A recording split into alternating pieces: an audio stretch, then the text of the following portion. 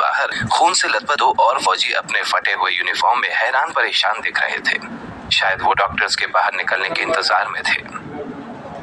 जैसे जैसे ऑपरेशन का वक्त बीत रहा था, उन जवानों की हालत बद से बदतर हो रही थी।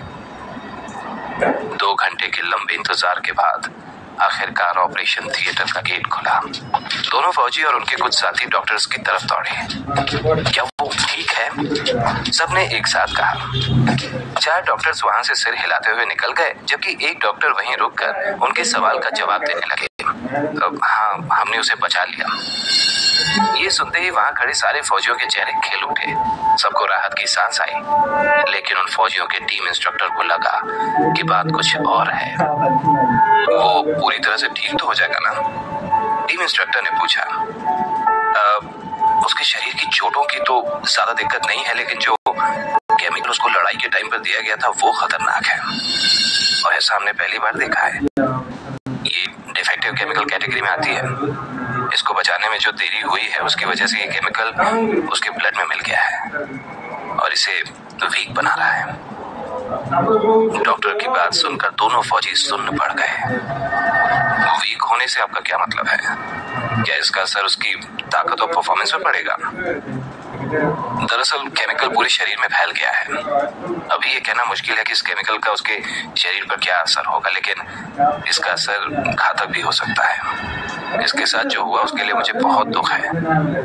देश के ऐसे जांबाज के साथ इस तरह की घटना होना वाकई हैरान करता है, डॉक्टर ने निराश होकर कहा। डॉक्टर की बात सुनकर दोनों फौजी और उनके साथी शॉक्ड थे। दोनों फौजियों के चेहरे पर 12 बजे हुए थे। तभी एक फौजी ने अपना आपा खो दिया और जोर से दीवार पर अपना हाथ दे मारा। कुछ ही पल में उसके दस्ताने से खून की बूंदें जमीन पर टपकने लगी। सब मेरी गलती है। शिट! कबीर ने मुझसे कहा था, ये सब मेरी गलती है। वो अपनी बात कंप्लीट कर पाता कि उससे पहले ही टीम इंस्ट्रक्टर ने उसका कॉलर पकड़ लिया और उससे कहा, मैंने तुम्हें ये कितनी बार कहा है कि कबीर की ऑर्डर बिना सवाल किए मान लिया करो। और ये ऑपरेशन कोई आम ऑपरेशन नहीं था। फॉलो ऑर्डर्स, ये 2 शब्द तुम्हारी बुद्धि में नहीं आते क्या? मैं बस जीत की खुशी में वहां से कुछ लेना चाहता था। मुझे बिल्कुल नहीं पता था कि वहां कुछ लोग जिंदा बचे हैं। इसी बीच चेयर पर बैठे सीनियर ऑफिसर ने पूछा, आखिर वहां हुआ क्या था? बताओ मुझे। दूसरे फौजी ने दीवार का सहारा लेते हुए धीरे से कहा,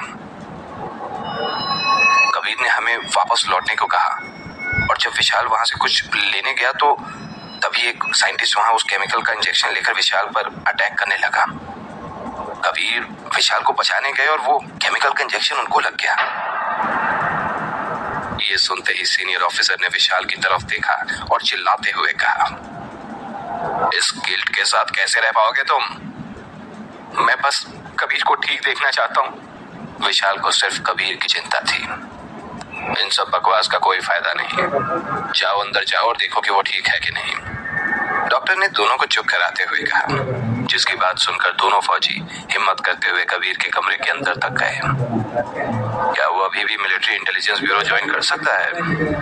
टीम इंस्ट्रक्टर ने सीनियर ऑफिसर से पूछा। सीनियर ऑफिसर का जवाब झिझक भरा था।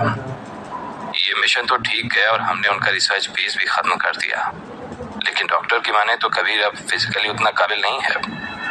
और तुम तो जानते ही हो कि मिलिट्री इंटेलिजेंस ब्यूरो में हम सिर्फ बेस्ट ऑफ बेस्ट को ही लेते हैं। वैसे इतना भी निराश होने की बात नहीं है, अभी उसकी ताकत की टेस्टिंग भी होगी। और तुमने तो 3 लोगों का नाम दिया था ना मिलिट्री इंटेलिजेंस ब्यूरो के लिए, उनमें से 2 मिशन पास कर चुके हैं, तो उनका मिलिट्री इंटेलिजेंस ब्यूरो में जाना तय है।